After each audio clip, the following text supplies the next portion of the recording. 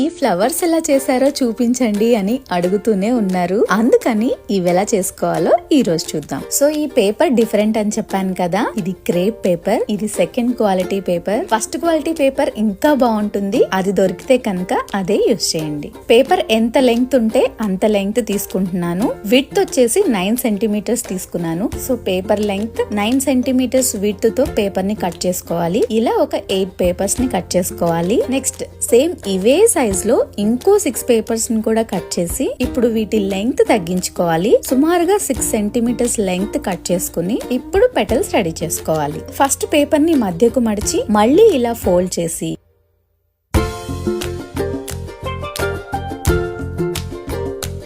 Scissor తో ఇలా cut చేసుకోవాలి. చూసారా, పెటల్ షేప్ వచ్చింది కదా. ఇప్పుడు దీన్ని ఇలా దగ్గరగా అని స్టాపిల్ చేస్తున్నాను. దీన్ని మధ్యలో పట్టుకొని ఇలా లాగితే పెటల్లా వస్తుంది. పైన ఉన్న పేపర్ ని కింద ఉన్న పేపర్ ని సెపరేట్ చేసి ఇలా ఈ సైజ్ లో 8 లేదా 10 పెటల్స్ ని చేసి అలాగే లెంగ్త్ తగ్గించిన పేపర్ తో కూడా 6 పెటల్స్ చేసి తర్వాత అరేంజ్ చేసుకోవాలి.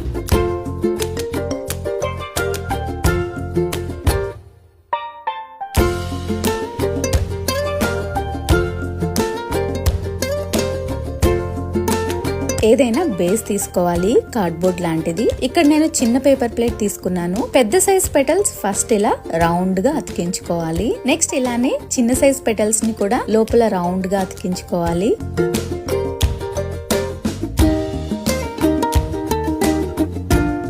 నెక్స్ట్ మధ్యలో దాని కోసం సేమ్ కలర్ లేదా ఆపోజిట్ కలర్ ని చూస్ చేసుకుని దానిని ఇలా కట్ చేసుకోవాలి.